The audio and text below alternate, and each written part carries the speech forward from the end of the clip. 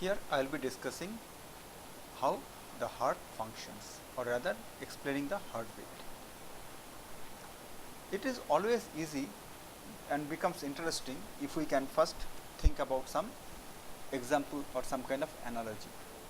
We know that heart is a pump, and so let us see how actually any pump works. So let us think about a pump which we are already familiar with, for example a bicycle pump.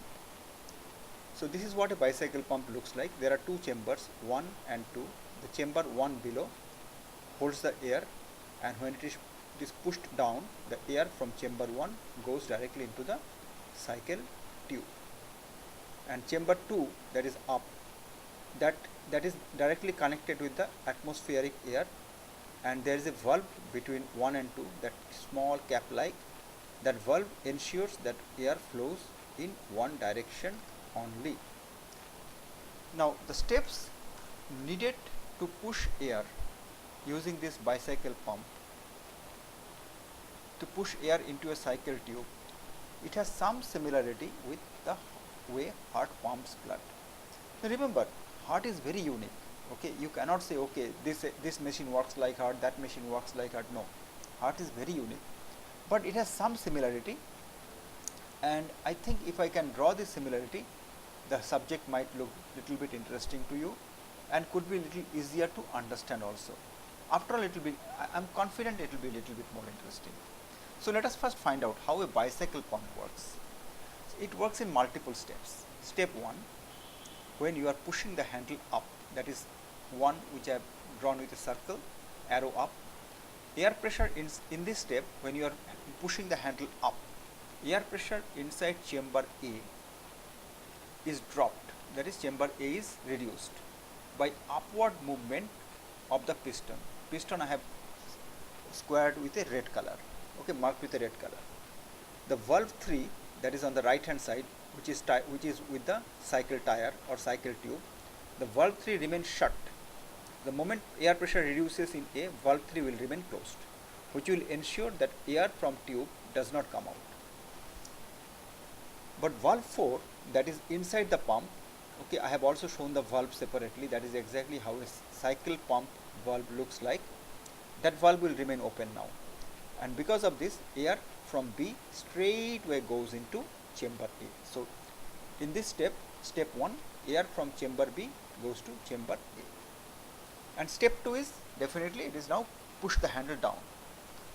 In this step, pressure inside A is raised. Now pressure inside the chamber A is increased due to downward movement of the piston.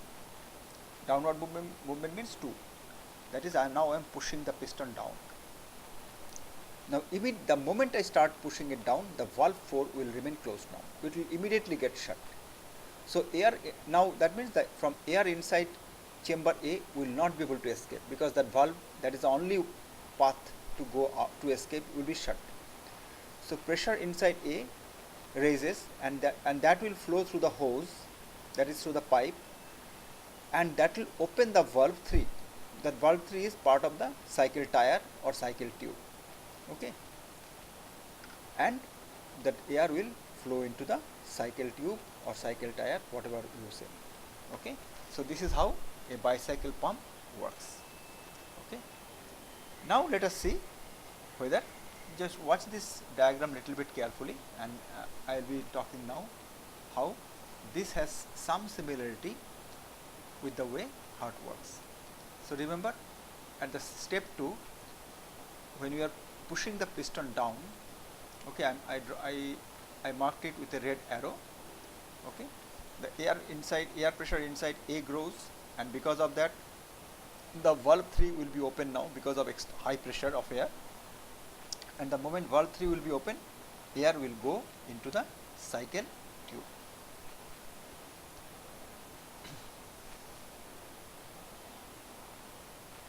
This is the valve 3. I have also separately shown the valve here with another arrow, and I am confident that you must have seen bicycle pump. Okay, now let us see how heart works. Heart works in multiple cycles because it is a very efficient pump. Okay, first cycle we call heart cycle 1, which is also called late diastole or relaxation. What happens? You see that I have shown two arrows A and B. On the in the diagram it will be left and right.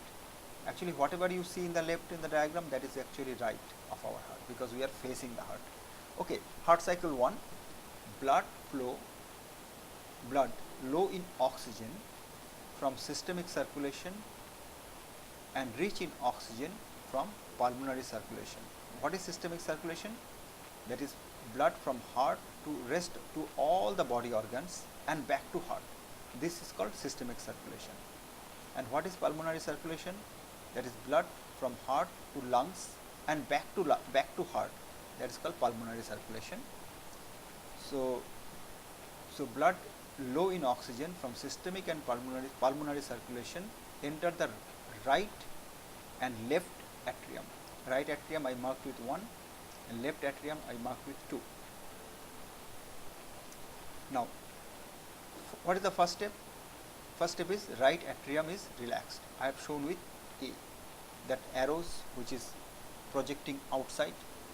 Right atrium is relaxed. 2, deoxygenated blood enters into left atrium. Left atrium I marked with 1 through superior vena cava, that is C, and inferior vena cava, that is D, and the path of entry of the blood I mark with red arrows. Fourth step, oxygenated blood enters into left atrium. Left atrium I mark with 2 through right and left pulmonary veins. Right pulmonary veins I marked with letter E, and left pulmonary veins I marked with letter F. What is the fifth step? Blood from chambers 1 and 2, that is atriums, 2 atriums, it flows into right and left ventricle. The right ventricle I mark with 3 and left ventricle I mark with 4 through valves 5 and 6. 5 and 6 are 2 valves. Okay. So that is the fourth step. Now remember here one thing, that is the 4 steps. There are no more steps. What is 5, which I marked with the number 5? 5 is the tricuspid valve, because it has 3 parts. This valve is composed of 3 parts. It's called tricuspid valve, and 6 is called mitral valve. These 2 valves remain open. See, because these 2 valves remain open, so blood from atrium flows into ventricle, that is from 1 to 3 and from 2 to 4. Now there are 2 more valves here. Pulmonary valve, that is 7, that is the valve between ventricle and pulmonary artery, that is called pulmonary valve, that is 7, and aortic valve, that is between the left ventricle and aorta, that is called aortic valve. So pulmonary valve means the valve which is at the pulmonary artery, and aortic valve means the valve which is at the aorta. These 2 valves remain shut. Why these 2 valves will remain shut? Because air pressure inside the ventricles is very low, whereas air pressure inside the pulmonary vein and inside the aorta, sorry, not air pressure, I'm sorry, it is blood pressure, not air pressure, it's blood pressure. Blood pressure inside the aorta and pulmonary vein is very high, whereas blood pressure inside the ventricles are very low. So these 2 valves, 7 and 8, that is pulmonary valve and aortic valve, will remain closed. Okay, so please note it down that wherever I said air pressure, that is wrong. Air pressure is applicable only for cycle pump. Here it should be always blood pressure. There is no question of air here. Okay. So during this phase, the tricuspid and mitral valve remains open, whereas aortic and pulmonary valves remain shut. In the next tutorial, I will continue discussion on this.